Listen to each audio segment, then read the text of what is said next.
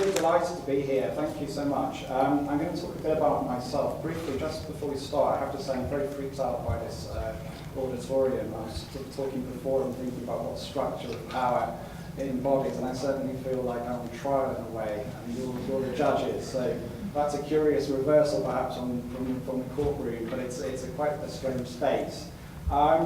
I'll talk a bit about, I want to describe a bit about what I do, which probably will give you sort of then some clues as to why the nature of this talk today. It is a series of reflections. It's a talk, I think, rather than a lecture, because I haven't written anything down, and I'm following a sort of structure, but it's a series of reflections which are based upon my own practices as a lawyer and also as a curator. And there's I work in quite an interdisciplinary way. Some people might think it's slightly schizophrenic. I'm a lawyer most of the time, and then in part of the time I'm also a curator. And I found, interestingly, in the sort of collision or illusion between these two practices of law and art, one which is played out within my professional activity as a lawyer, because I deal with art and cultural property law, and as a curator I seem to be ending up doing projects which involve artists engaging law with contracts, and I wonder what it'd be like to sort of curate a show just about painting or something. I think that would be quite liberating for me, because I tend to sort of find the projects I do, as I've explained today, projects which are linked to law and the sort of the use of artists' reflection on law. And I think one of the questions we'll look at today is why is law so important, or legal structures, economic structures, why are they so important for artists, contemporary artists? I wanted to talk about this, the premise of today is to talk about how value is created. And I think looking at how value is created in art and how that relates to law is a very is the framework of the lecture. And I mean, essentially, although it might seem a bit crass, there'll be a sort of typology of value which rotates around the idea of symbolic value, which is connected to notions of authorship, originality, uniqueness, the sort of the rituals that were described by Walter Benjamin in the kind of work of art in the age of mechanical reproduction, which I no doubt you are all familiar with. And then other types of value in the market, value through speculation, sort of hyper-capitalism, if you like. And so it seems to be a logical and useful point to start with Damien Hirst's seminal project, Beautiful Inside My Head Forever, which was his exhibition on the eve of the financial crisis in 2008. An exhibition which broke all the rules because he auctioned a large number of works directly to market, thereby bypassing his primary galleries at Sotheby's, raising £111 million reportedly. This obviously was very good timing for him, because the next day Lehman Brothers folded in New York, and one wonders what would have happened to his sale and stroke exhibition if it had been held a week later.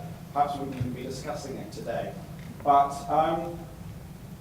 Hirst's exhibition is interesting because I think it's a staging of value, it's a staging of speculative dimensions of art, but also art as a commodity, and what will happen to this work in the future. And in some ways, I think art is, in terms of how we're looking at the economics of art at the moment, I think that art has come to assume a certain function in our society where, even after the collapse, paradoxically, values in art economically have continued, if not became more valuable at a high level. So there's this curious kind of intertwining between art and the economy, and what kind of image of the economy does art create. Certainly, the grandeur of Hirst's gesture is, in a sense, to represent the actual marketplace within his work. And I think in that sense, it has to be seen as one of the most important exhibitions of the last decade. Because many commentators and critics are conflicted about Hirst, I feel like this project is often overlooked. It's seen from the left as being a kind of form of hyper-capitalist economics, and it's seen from sort of more conservative figures as a sellout to the market. I think it would be interesting to think about it, and maybe in a more nuanced way, as having some sort of critical, perhaps negative reflection on economics. Which leads me to my next project. This is what happened after the financial crisis. And this links to my practice as a curator as well as a lawyer. Between 2008 and 2012, I curated with a colleague, Lisa Rosendahl, who's now based in Sweden. She was at Goldsmiths actually, and she's a curator and writer, and we decided to create together a series of projects called Offer and Exchange, Sites of Negotiation in Contemporary Art. And the premise of Offer and Exchange was to invite a group of artists to respond to typologies in the art world, in the art market. Sites, as we describe them, but sites as a set of relations rather than as necessarily as specific physical spaces. So the site in this context meant the site of the gallery, the auction house, the private collection, the public collection, and so on. And so we were involved with the independent production company Electra in commissioning a group of artists to respond to each of these sites. And this was one of the early projects, which was with Santiago Sierra. And I think it's a prime example, it's a very, very good illustration of how law, particularly through the use of contract law and art and speculation, can be linked together. It was a project which was called Death Counter, which opened on New Year's Eve 2008. I don't know if any of you must be familiar with Santiago Sierra's work. He's quite a bleak character. I often deals with sort of exploitation, labour, value, and there is a kind of brutalism in his work. And I certainly wouldn't recommend spending New Year's Eve with him. It was probably one of the most depressing years of my life. Even though it was nice to see the work activated.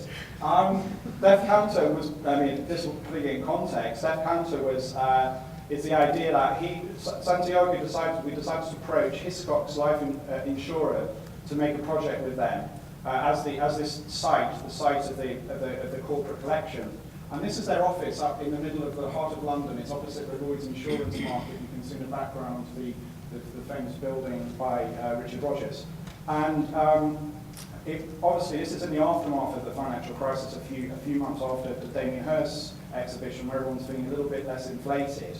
And Santiago proposed that he would offer a sculpture to Hiscox in exchange for life insurance.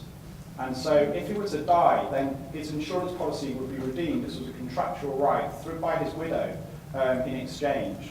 So the interesting thing was that because it was only a loan and not an acquisition by Hiscox, it was set as the value of the sculpture was he set it as a 1-year loan. So basically, he was insured for £150,000, and if he died, his widow would get that.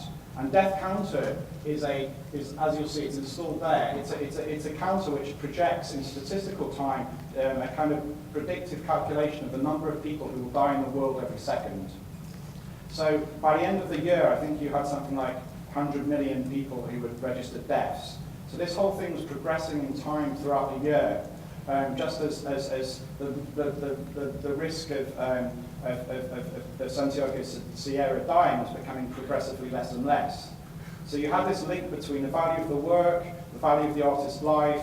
Speculation is the key to this work. Speculation about what will happen in the future. Speculation as to whether Santiago Sierra will die. Speculation as to what the values of and the numbers of collective death will be, for example. And I think all of this, of course, is expressed for the ultimate legal mechanism for defining relations within a capitalist society, which is the contract. And contracts, which I draft almost every day, deal with cardinal structural kind of principles, the idea of offer, exchange, value, obligations. What happens in the future if the parties carry out what they expect, and what will they do? What happens if they don't? What happens if death intervenes? You always have these interesting clauses in contracts called force majeure, which deal with very unlikely problems, such as if there's a flood of terrorism. And I've always found it interesting that you have acts of God mentioned in the contract. God seems a very odd place to be figure, but despite that, there's always an inscription of the metaphysical, even in the sort of dreary world of the legal contract. So that brings me on to another project which I've done recently with Superflex. Superflex we're also involved in offer and exchange, and Last year I co-curated with Patrick Chabanhal, and actually continued this year as well. He's the director of the Jumex in Mexico, a project which was a retrospective on Superflex. And Superflex deal in their work a lot with speculation, and they have this beautiful term called speculative machines. And they talk, this was one of the projects, Money Exchange, which was installed in the Jumex collection in Mexico City, where the public were encouraged to redeem for real money, counterfeit money. And so a person from the museum would scrutinize behind this money exchange real fake banknotes, which were then exchanged for real banknotes, with the idea that the museum would acquire these fake banknotes and they would circulate into the museum sort of collection as Superflex approved artworks. So you see within this sort of ecology of value, the exchange of the counterfeit for the real, the transformation of the counterfeit into the kind of framed artwork. You see this kind of escalation played with value, which I think is very interesting, but also asking us what differentiates, why do we believe in certain banknotes as opposed to other? What sort of lies beneath this sort of faith, in a way, in a regime of money? Because as the financial crisis has shown, ultimately, any type of currency is an act of faith. It's an act of faith supported by banks, by governments, by taxpayers, which underwrite this. So I think there's this kind of idea within Superflex's work with looking at different sort of regimes and transformations in value, but also fundamentally its instability, which leads me to a whole sort of typology, if you like, of 20th century artworks which deal with value. This is a more metaphysical incarnation of the act of exchange here, which belongs to Maclean's ritual rules, the sale of zones of immaterial pictorial sensibility from 1959. Maclean left two options in his work with the collectors in the act of exchange. In the first option, the client would be, in exchange for gold, would sell a void, and the collector would get a receipt of exchange, like the RKB. But Maclean considered that to be rather impure. He thought that the collector in this form of transaction wouldn't really acquire the full authentic immaterial value of the void, of the work, as represented in the work. So in the second option, which was a sort of halfway house, Maclean would offer the zone for sale, but then the zone would be, the receipt would be burned by the collector, and Maclean would promptly throw half of the gold into the same. I always find it interesting, or the river at hand, I always find it interesting in this equation how Maclean always managed to figure himself in it somehow and keep half of the gold at least. But there we go. Fraudster or great artist. It's a tightrope sometimes. The idea of speculation is, I'll go back to the underphrase later. Sorry, the rude one. This is also another. I thought it's funny to sort of come on to the idea of exchange, or of a brutal act of exchange from 2003. Andrea Fraser's Untitled, where this idea of what the artwork is and the foundation of the artwork in an act of exchange, which is both about value, money, but often sex and power, is brutally illustrated in this work, where the artist consented to have sex with, or offered to have sex with a collector, which was then recorded. I think it was the price of £60,000, and the video edition was made of it. It seems to be a work which traumatized everyone, not least the artist. It's actually very boring to watch. Which brings me on to this Duchamp's early precedent. Of course, Duchamp understood all these questions of value, but it's into this relation which is, in a sense, posed, I suppose, in these works, which is the relation between symbolic and economic value, and also the question of the economic value of the work as opposed to the work as money, or the work as a check, and which one will have greater value over time. And that's a question which has fascinated artists through to Warhol. I'm dealing with this work at the moment for a client. I do a lot of sale agreements for collectors and dealers and advisors. So as well as I meant to say earlier on by way of introduction, I sort of see a whole kind of ecology of value in my work, because I as well as working with sort of artists, estates and foundations, I do a lot of disputes over artworks and deals. So I see the sort of the good, the bad and the ugly of the art world, and it's quite an incredible spectrum actually. And you do see some, I want to see some really awful things, I have to say. But the Warhol, I think this Warhol work is part of the deal I'm involved in at the moment. I think it's quite interesting too, because it's a sort of, maybe perhaps a crass rendition of the equation posed in the Duchamp work. Which brings me on to a very interesting project by Maria Eichhorn, which I think is where you have a more sophisticated perhaps view of the idea of the institution of capitalism. It's the company, Maria Eichhorn Public Limited Company from 2002, which was exhibited at Documenta 10, where in return for the issuing of 50,000 euros of shares, this money was transferred to the company, which in turn the shareholders' agreement with the company was prevented from ever investing in it and ever allowing it to appreciate in value.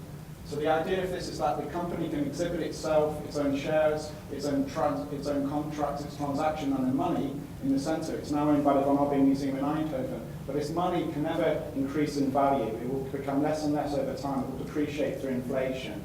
And in a sort of symbolic way, because Maria Eichhorn was the company and she was the investor, there was a sort of, the company in a sense owns itself on behalf of itself. It's a kind of sort of circuit, a loop that she created, at least figuratively, metaphorically. I'm not quite sure whether that functions in a purely legal way. But it's a very interesting project because, in a sense, you have an instrument of capitalism being subverted. The idea of speculation in this project is triggered, but also negated. So I thought, in a sense, today is a sort of typology, perhaps, of thinking about different types of legal structures that underpin speculation and art, and obviously the contract is one of the primary structures by which this is achieved. I'm going to talk about how value is also created in art and through legal systems in other ways. And I wanted to talk a bit about ownership, and then also the importance of authorship and authenticity, and then intellectual property rights. So my next sort of set of reflections are going to link to ownership disputes. And this is quite interesting. This is a case which I did. This is nice to talk about a case study from a curatorial. I've sort of gone through a curatorial case study, but this is a legal case study, as it were. And 2 years ago, I was privileged to advise the U.S. government in a dispute with a Sotheby's in New York and a collector who consigned a sculpture from Cambodia, which was stolen and unlawfully exported from Cambodia sometime during the early 70s, whilst the Khmer Rouge were spoiling the country and its people. This work came out of Cambodia and was sold in an auction in London in '76, and it was bought by a Belgian who then kept it sort of concealed and decided in 2011 to consign it for sale to Sotheby's in New York, thinking that people had forgotten about it. And this led to a huge property dispute, because the US government brought a claim for forfeiture, claiming it to be unlawfully exported property from another country. And this is an interesting example where law can intervene to protect cultural property as a sort of form of cultural value. But if you have disputes over ownership, then this also impacts upon the value of the artwork, of the artifacts. And it's ownership, obviously, laws on ownership underwrite, just as contracts do, the whole idea of value and property. And laws on ownership are very complex because they vary a lot from country to country, and there's no sort of universal standard. So where a case is brought and which law is applied by the courts in that country in terms of what rights the parties have can have a huge impact on the case. So in this case, there was a question about whether English law had applied, and then if English law had applied, would the consigner of the property to Sotheby's in New York, did they have title? Did they have the right of ownership? And one of the interesting questions in this case was this issue of good faith, because if the Belgian had bought this work in good faith in '76, then they would have a right of ownership.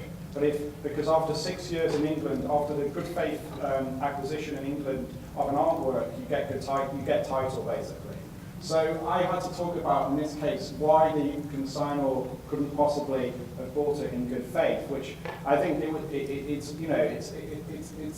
begs belief in a way. The idea that somebody could have bought something in good faith by sale in a sort of auction in '76 when the world knew that Cambodia was in a civil war effectively. So that was the kind of issue in this case. But perhaps more interestingly, what I wanted to come on to was this interesting point about how value is created in the art market in terms of property, because you have a sort of paradox of ownership, that even if you are the owner of an artwork or a work of cultural property, even if your property rights are vindicated, it can be that effectively the value is tainted. And I think this is why Sotheby's has decided to relinquish, the consignor on Sotheby's gave the work back to Cambodia early this year. It was returned to Cambodia because they realised that even if they'd won the case, which I don't think they would have done, but even if they had, symbolically they couldn't have sold it in the open market anymore because of the tainting of value. So this question of value is very interesting with ownership, and it links to provenance, the history of the ownership of the object.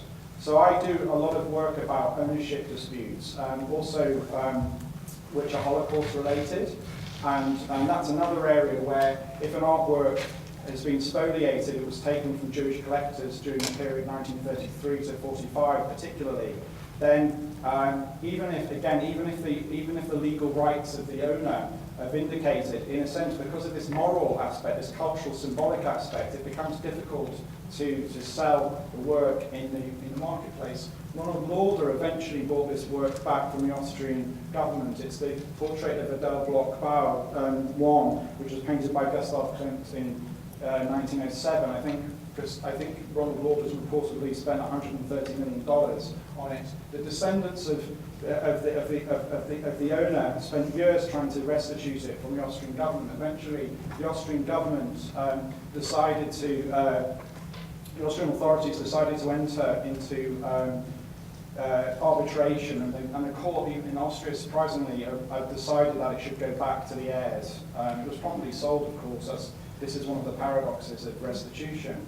But it's an illustration of this kind of interesting mixture of value and speculation. You have the artwork and the artifact can encompass and code a wide, different, often conflicting and unstable values. And at the moment, you might note that the Greek authorities are petitioning to return the Parthenon marbles from Greece to England, and from England to Greece, sorry, which will be done, which Mrs. Clooney will be running that case.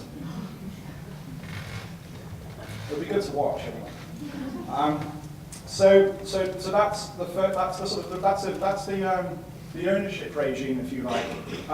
Briefly, it's worth pointing out that if a country also says that something's been unlawfully exported, even through a declaration of unlawful export, I'm dealing with a client at the moment from a country in Europe who has a very valuable painting, and after the painting left the country in Europe, the country in Europe decided simply to go to the national court and get a declaration of unlawful export. And this declaration, even though it's not legally enforceable in any other legal jurisdiction, it effectively sabotages the value of the painting. It means that he can't really sell it on or even transfer it with full title. So there's a sort of, law is an interesting, it can be a very perverse instrument for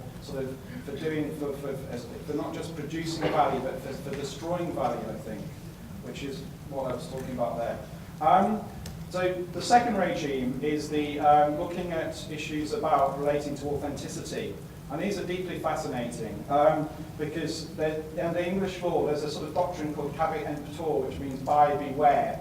And really, at least in relation to old masters, the law is very unwilling to ascribe legal force to attributions about artwork. So if you, like this poor Texan collector bought a work which was described as being by Van Dyck, I worked on this case, took it back to Thomas Drake, took it back to proudly took it back from London, Agnews, it was sold by Agnews in London, took it to Texas, invited his mate who ran the Washington Museum over to celebrate, who was told at the opening that this wasn't by Van Dyck.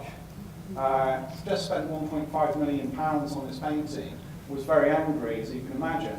So decided to bring a case which went to the English High Court, in which the court decided on the balance of probabilities that it wasn't by Van Dyck, but it didn't matter because it was an expression of a reasonably held opinion, and there's always a risk in any contract, the court said, between buyer and seller. There's no desire for it to be held as a term of the contract that it was by Van Dyck. So that might seem very odd, but I think that what the courts are dealing here with in terms of value is the kind of subjectivity, and this is a big problem and theme in the encounter between art and law, is the sort of, if you like, the kind of law as a representation of rationality, objectivity, the figuration of law, and its instrumentality against art, which is then projected as being something subjective, nebulous, aesthetic, and as perhaps in some fundamental way as not being manageable by law, as being other to law. So in this case, you have the subjectivity, the inherent subjectivity of attribution. How can we ever know anything is by Van Dyck for sure? In this case, led to this idea that nobody, if when they're making a sale agreement, could possibly ever wish to sign up to the idea that an opinion is more than an opinion and is legally binding. So Paul v. Drake lost that case. In narrow situations with fakes, the auction houses will assume a very narrow form of liability, which is a form basically Christie's and Sotheby's, when they're auctioning works, will say there's generally a 5-year warranty period where if a painting or an artwork turns out to be a forgery, then they will return it to the buyer. But then it's an interesting problem because the burden lies on the collector to prove that the work is a forgery. So you have this interesting thing in the Van Dyck case. It was a studio copy. That was a misattribution, but it wasn't, and it was a copy, but it wasn't a forgery. I mean, to be a fake, you have to prove more than a copy in this sort of typology between original and copy. You have to prove some sort of fraud or deception, or that something was done with the intention to deceive. So in this case, this was an interesting Sheila case because you had a painting which was actually by Sheila, underneath it was by Sheila, but it had been largely repainted, and the painting had initials, fake initials put on, ES. So in this case, the collector discovered this later after the sale and tried to rescind the sale, claiming it was a fake. And Sotheby's turned around and said, well, this isn't a fake because the actual underlying painting is an original, which led to it. I mean, it's a sort of hybrid, really, kind of palimpsest, the part Sheila or part something else. So in this case, though, the judge sided with the claimant, and Christie's had to refund the money.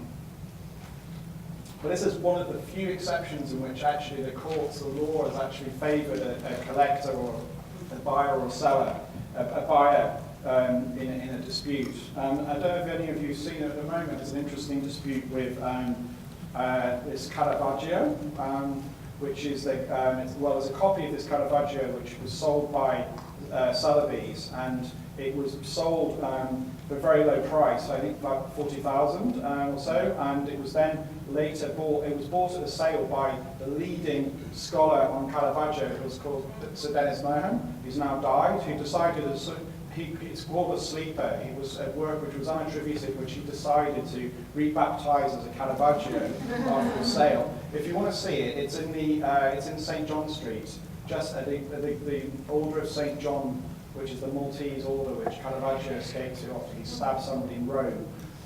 It's quite appropriate, actually. He is there. This painting is there to view. I mean, I don't think it looks like Caravaggio particularly, but you might have other ideas. But it's certainly interesting because Sotheby's, in this case, it's alleged, failed to take reasonable steps to ascertain the correct authorship of this artwork, and the Sue is selling the seller is, the original seller is suing Sotheby's. And he said basically you have a duty of care to correctly take reasonable steps to authenticate properly, and you failed. It'll be interesting to see how it works out. But it's again an example. I mean, the system, particularly of old masters, is based on this kind of slippery market of what's known as sleepers, where something one day is by one author and then the next day is by another artist. But attribution itself is inherently speculative, and it's continuously changing. So, and I think if you didn't have these uncertainties, you wouldn't have an art market. Certainly not a master's market. Which brings me on to what happens in the contemporary market. So this is Warhol. This is an example of the dispute between Joe Simon Whelan regarding his Warhol portrait, and this is what happened to his Warhol portrait when he took it to the Andy Warhol Authentication Board in the mid-2000s. They helpfully stamped on the back of it "denied," which he was very angry, not least because he discovered that a very similar Warhol had been authenticated positively by the Warhol board subsequently, and originally the board itself had twice early on agreed that it was an authentic Warhol. Unfortunately, Whelan had signed up to the very onerous terms and conditions which collectors have to when they get their works authenticated. Which it left him with he didn't have any contractual rights, so he brought this very difficult claim, but it was interesting, which was effectively an antitrust claim. He said that the Warhol board and foundation are in collusion because there are so many dealers on the board to restrict the numbers of Warhol works in the market because they benefit as a monopoly, and therefore because of this, they decided not to positively authenticate his work. And unfortunately, this case was not thrown out originally in the New York courts, so it got to a certain stage where the Warhol, although Joe Simon Whelan eventually abandoned the claim, the Warhol board spent $7 million on legal fees in defending the claim, which they couldn't reclaim back from Whelan. So this has created a whole crisis, if you like, in authentication at the moment, because what's happened in the last few years is all of the boards of many of the major boards of the artists' estates, like Warhol, Basquiat, and so on, have closed down because they're scared of being sued. And unless they're prepared to authenticate and provide certificates of authenticity, you don't have any regulation of the market with fakes. And people who do have genuine works cannot sell them because they don't have certificates necessarily to go with them. So it's a crisis in the regime of authenticity, a regime which is really underpinned now through the sort of, if you like, the sublimation of the authorship function into the legal document of the artist certificate, which is perfectly enshrined, I think, in Solowit's work, where you have these wonderful certificates. Sometimes the instructions are on the certificate, sometimes they're separate from them, but they contain works where effectively the collector is buying with a dematerialized artwork the right to enact, the right to perform the work, as seen in this wall drawing from the Guggenheim here. And of course, these works, I think this goes back to those points about speculation earlier on, is within this sort of dematerialization of the art object, you have a curious kind of paradoxical relationship to the dematerialization of capital. And I think that's why in a sort of post-conceptual art, you've got this fascination between law and economics and speculation and instructions and certificates.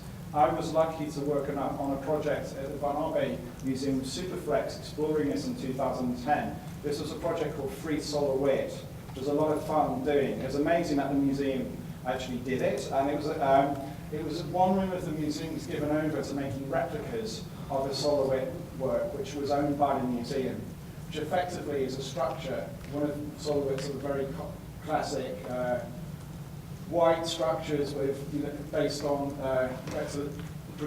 mathematical geometric progressions, and it was very nice because the museum became a factory where they were both producing these works, and then they had a lottery whereby the public could, if they were lucky, would be assigned a work, so then they could turn up and collect their work and take it outside of the museum. The interesting thing from a sort of a kind of forensic point of view, I suppose, is that there was no there's a physical identity between the replica, the copy, and the original.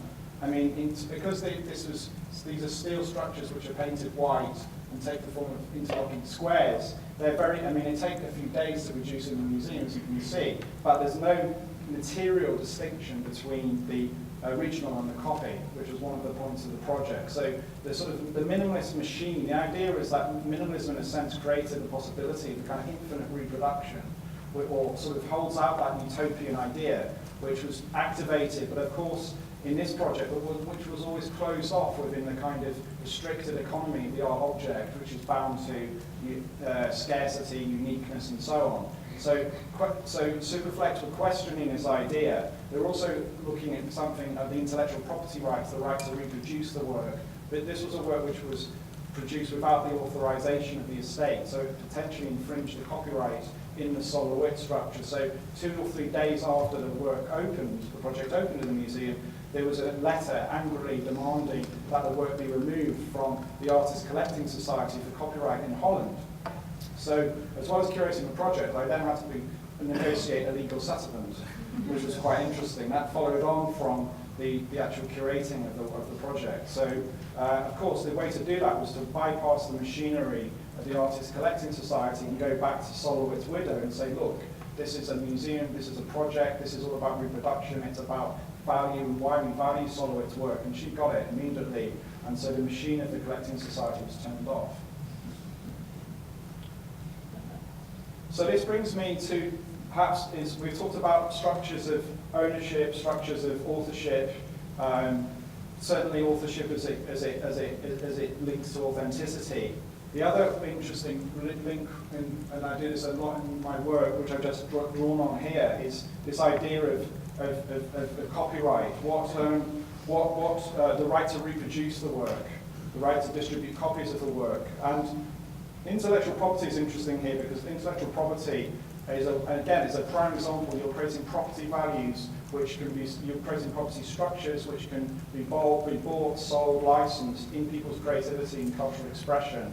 And it's made one form of commodification, which again is absolutely key to the production of value in a kind of global 21st century capitalist society. And if copyright is one of the primary legal mechanisms for this, it's also it's a very contested mechanism as well. And I thought I would look at briefly at sort of how copyright defines art and authorship, some of the problems and contradictions with it, and how artists have questioned it and also challenged it and responded to it.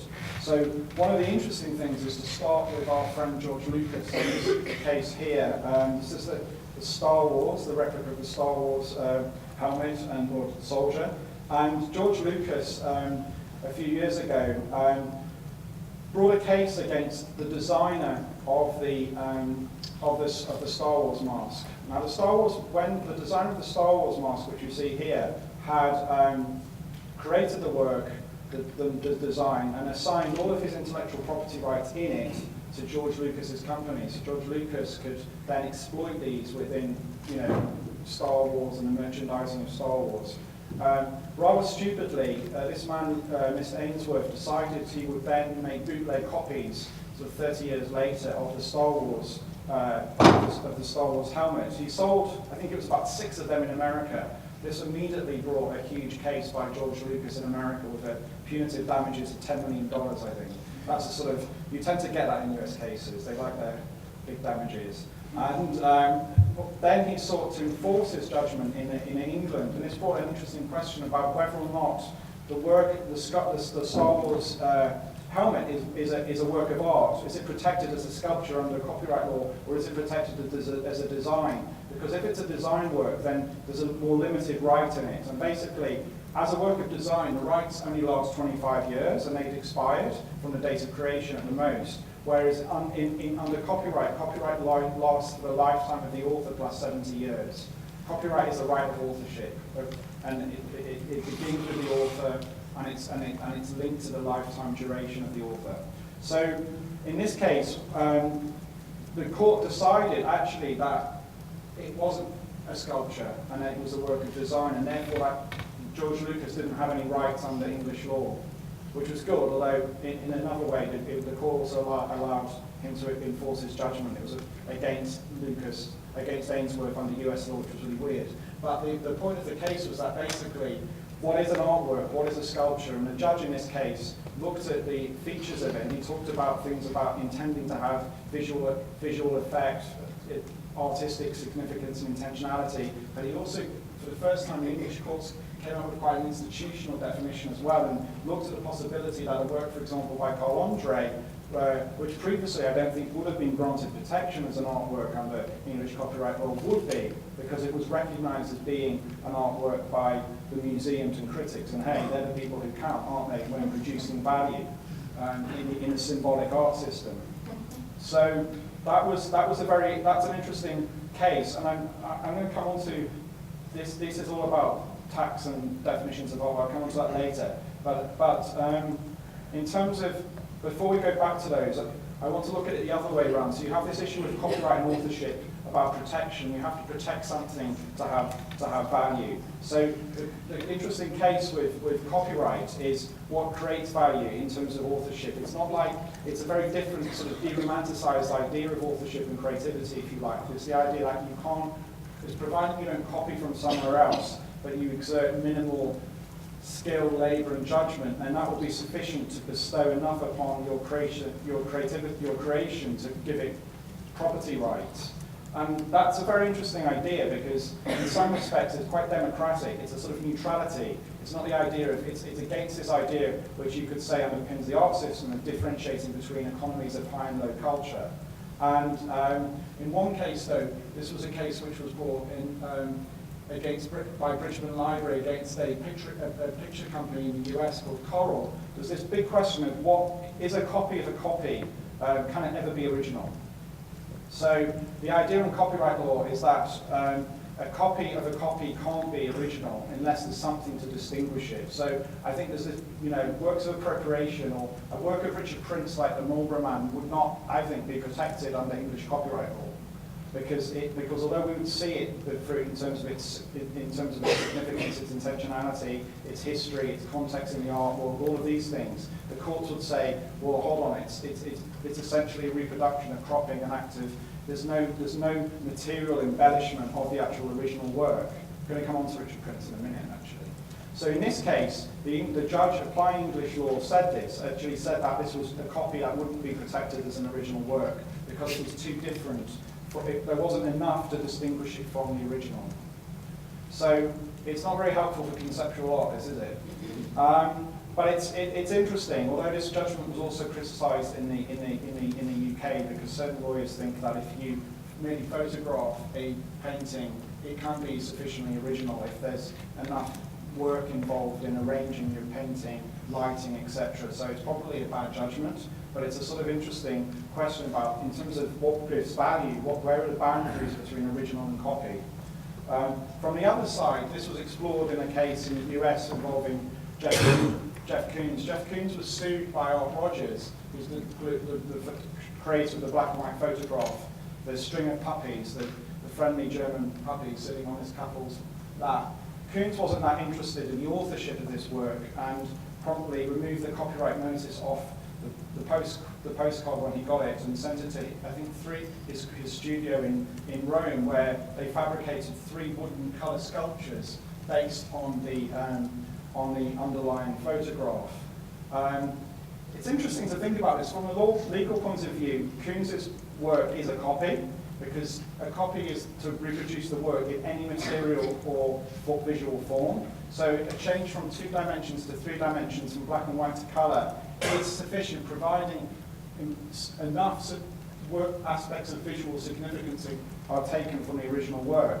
In this case, the argument being that there was an infringement because a substantial part of the original had been taken. You've got the composition, the configuration, the expressions, all of these things which the photographer had captured were reproduced by Koons. That's something we can discuss later, actually, how intellectual property relies upon a sort of codification between nature and culture in order to inscribe what aspects of nature have to be reinterpreted as culture in order for property rights to be ascribed. It's an interesting area for discussion. In this case, what I think is also interesting is that under US law, and now under English law very recently, there's a defense of parody. In America, there are quite wide fair dealing, fair use exceptions for dealing with when you infringe copyright. So in order to protect artistic expression, it's recognized that if there's a purpose like parody, then you can be exempted from infringement, from infringing property rights. So in this case, there's Koons had a defense, which was that he was parodying the underlying work.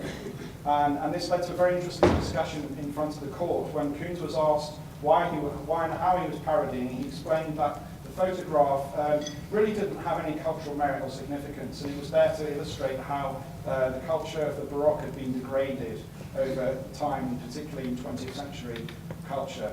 The judge didn't like that. Koons lost the case. The court felt that it wasn't commenting on the original, i.e. which would be the source of parody, because people weren't sufficiently familiar with it as a work. It was commenting on it as a form of satire on a type, a typology, a category of cultural expression, rather than on the specificity of the authorship, the specific work itself. So you have this kind of fairly weird discussion in front of the court between what's parody and what's satire. Judges are really not the right people to do this. There's a very famous case which Oliver Wendell Holmes, one of the great judges of the early 20th century, said it would be a very dangerous undertaking if judges decided what's valuable in art. It hasn't always been heeded, actually.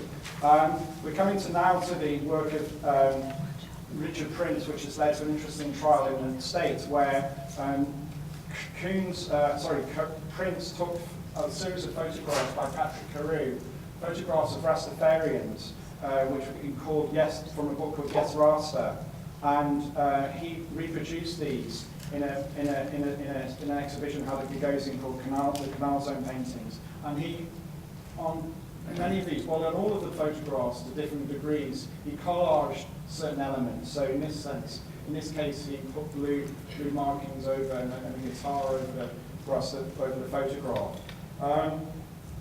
It's led to a very, very interesting litigation in the States, where Carew was lost originally.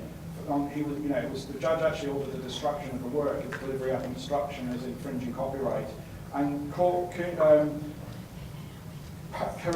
Prince was able to convince the court on appeal that actually it was justified as a form of fair dealing, fair use under US law. So he appealed to this idea of transformative use of the underlying material. And the court actually agreed. So in the US, this Carew's use appropriation of this work has been upheld largely, with the exception of 5 of the 27 photographs. And what's interesting in this new case is the incredible provision given to the value of the artist's work over the photographer. I mean, if you're talking about values of authorship, in the early work of Koons and Rogers, you have this idea of a sort of maybe a kind of equality of values of authorship, and the law can be intervening to judge what's high or low. In this case, you have I think, express sort of acceptance that the value of the authorship as praised by the art world, the value of Prince's authorship trumps the value of the photographer's authorship. And interesting, what was neglected in most of the discussions was the subject in the photograph. You have the production of 2 subjects, the copyright subject, the copyright authors at fighting it out. But in this case, you don't have a discussion of the subject in the photograph. And it's interesting that the subjects in the photographs were violently opposed to Prince's photograph, use of them as stereotypical, actually, and appropriated. So they consented to the use of their image in the work by Carew, but were very, very, very angry about its use by Prince, which I think is interesting because, within law, particularly within the law in a photograph, when you have disputes over photographic rights and images, you'll always have this question of what's the subject? Who's the subject? Is it the subject behind the image, in the image, or is it the audience's subject? And the law, in a way, making judgments, is always looking at sort of the production of the subject, certainly in these disputes revolving around authorship. And I've noticed that I've come on to an hour here. I mean, it's kind of, I'm going on a bit. Does anyone want to stop, or should I carry on? Or? All right, okay.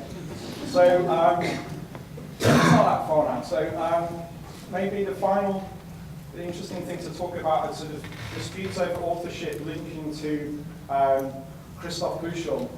And I think this is a very important aspect, not least because it could be seen perhaps as ultimately the form of sort of apotheosis of a kind of institutional critique. If you think of the institution of the museum as a kind of set of legal, social relations as well, and how do you take that on? Do you take that? How do you actually do it? Well, I think the trial perhaps is the ultimate conclusion, and Buchel certainly did that in his dispute with Massmoka. I don't know how many of you are familiar with this dispute, but it's very, very interesting.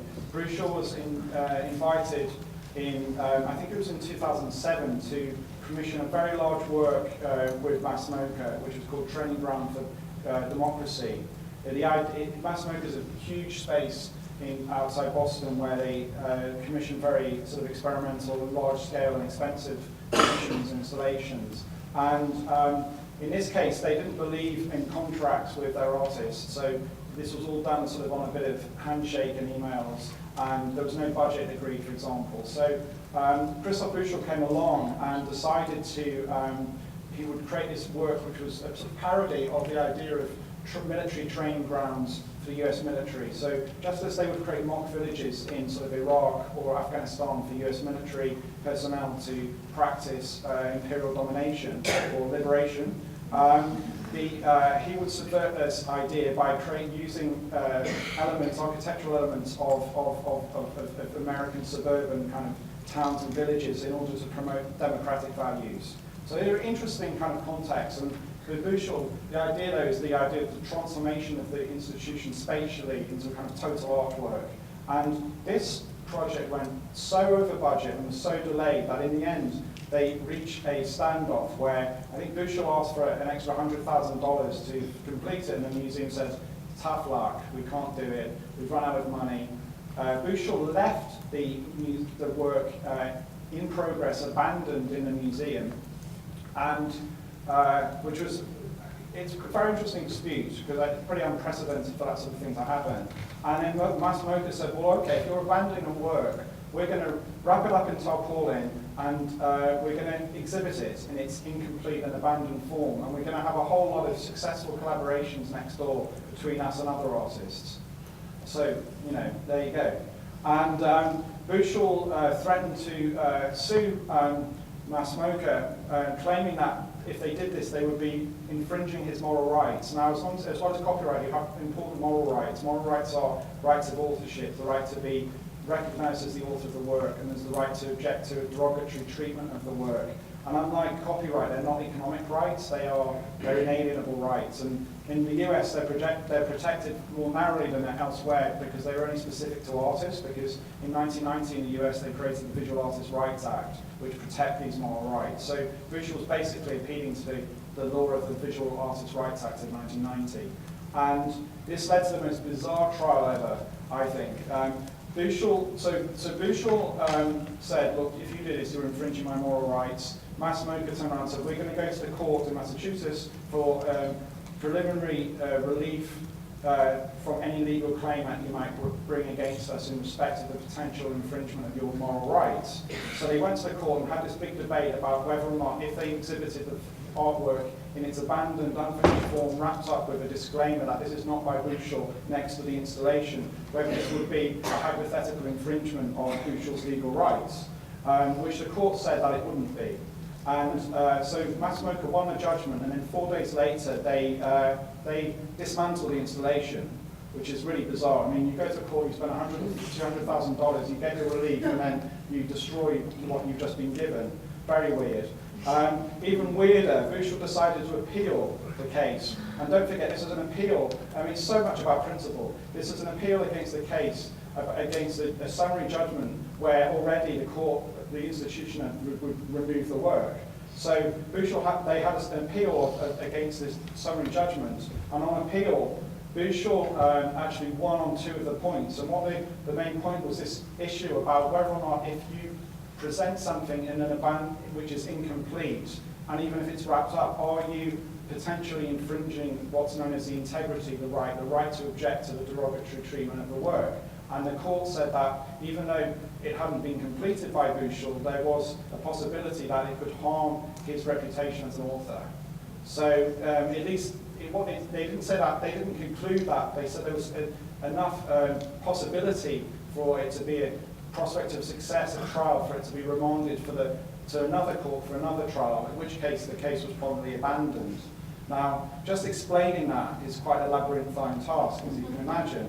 And I think my theory is that Bushell actually generated this trial partly because as a sort of the ultimate artwork, where the process, that suspicion was confirmed when I went to Art Basel Miami and I saw in one stand, I think it was Michel Macaroni, all of the work from the trial, all the documents which he redacted and described as training ground for confidentiality, which I thought was very funny. And so you've got this sort of a bizarre collapse, labyrinth. It's the ultimate sort of perhaps kind of chaotic, failed trial in a strange way.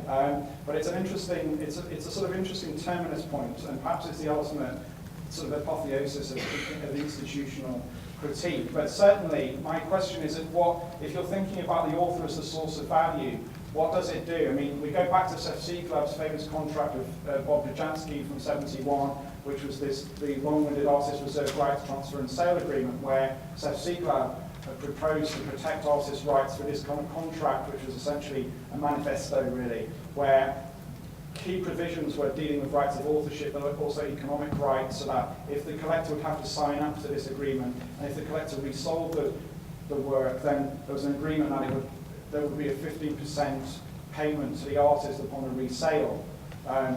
This idea with Seth Sieglab was to sort of democratize art and to protect the artist. You go back from that idea in the 70s to sort of Bushell's idea of moral rights, and you see this sort of perhaps there's the sort of custodian sort of sovereignty of artistic authorship, which leads me to my final slide now, which goes back to a project I did, which is part of the Offer and Exchange project, which was quite fun on this with Stefan Brueggemann and Robert Barry, where they created two works. This was for the art fair at Yvonne Lambert, a gallery that's about to close, or has already done so. This project between Stefan Brueggemann and Robert Barry was called Shift. And in this project, Stefan Brueggemann created a work which, with a certificate, which was signed by both him and Robert Barry, where it was agreed that every 5 years, authorship of the artwork would change. It's a bit like a sort of timeshare idea of authorship.